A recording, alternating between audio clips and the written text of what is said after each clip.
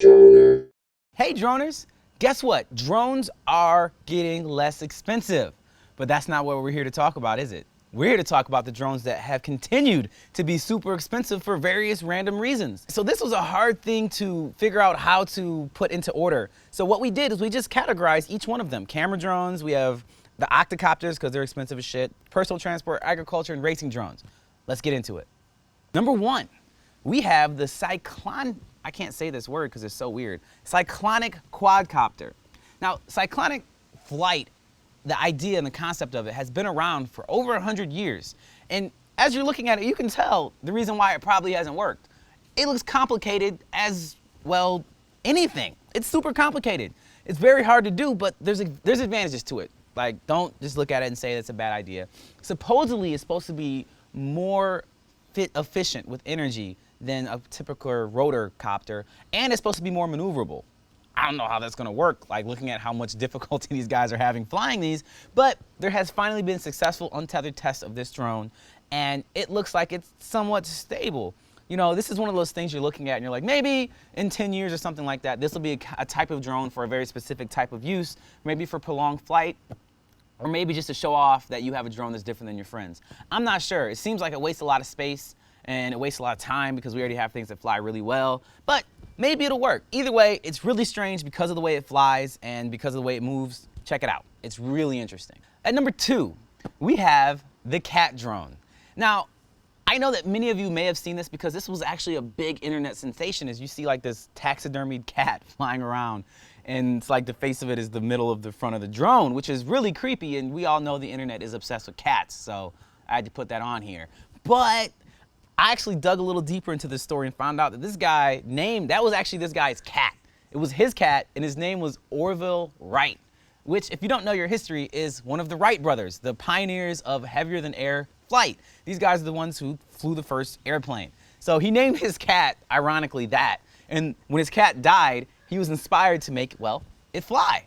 So he did it, got a lot of attention, and that attention brought him more opportunities to do taxidermy on more drones. So now he has an ostrich drone, he has a rat drone, he has a shark jet. Yes, a shark jet. And now he's working on a Badger submarine. You would think for some reason that somebody would want to buy all this stuff, but thus far he says he hasn't made any money on it, even though he got a ghost $100,000 offer for one that never materialized. Either way, I guess kind of sort of hats off to you for taking dead stuff and making it fly. No, actually no. I don't know why you would do that. So yeah, I guess, you know, whatever makes you happy, bruh.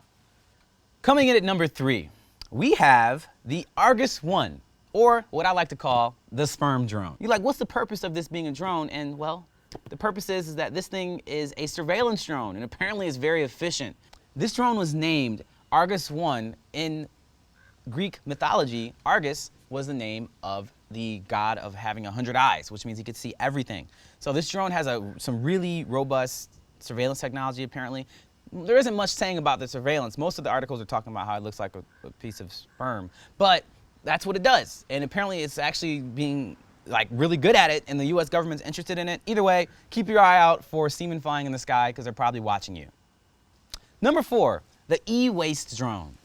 Now this one is actually from an older article, but I couldn't help but bring it into this list because it was really interesting. Well, the most interesting part about this drone to me was that it actually had a webcam, an old school webcam sitting on top of it, and it was flown by the cooling fans of a computer, like just regular cooling fans. And of course, a regular cooling fan can't move anything normally, but when you superpower it, it can get up to it can get up to 15,000 revolutions per minute, which of course can make that fly. So this drone isn't practical for any means at all. It's just like a DIY, do it yourself. Like, these guys are super cool and built it, and it looks really strange. Like, it looks like your computer decided to be a transformer and turn into something that's going to chase and attack you with its webcam on top. I don't know. Either way, it's really strange, it's really funny, and you should check it out.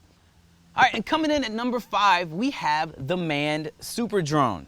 Now, this is another one that has made some serious rounds on the internet, where you have this random British guy who is sitting in the middle of what it looks like a huge contraption of drones that has 54 motors, 6 channels to control them, I think modules, to control all those 54 motors, and it doesn't really do all that much. He sits in it, and for most of the video, it goes up about 1 or 2 feet, then it comes down and gently lands, and it goes up. Either way, it's lifting a human being off the ground, and it looks like it's almost steady.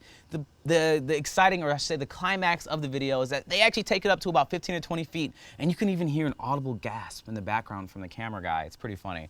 But either way, interesting drone. It's really weird because I can't imagine the context of having something like this, or why somebody would spend the time to do it, but it looks really, really weird, and it's strange. So that's why it made the list at number 5. Check it out.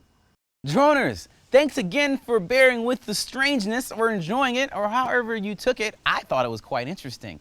Either way, if you want to see more interesting things about lists and cool stuff, you can click right about there, because we have some really cool lists that are happening all over the channel and stuff. Or if you want to see news and more things about me playing with drones, you can click right here, because why not? Either way, make sure you subscribe, because that's just what a good YouTube watcher person does. You know this. And as always, make sure you stay fly.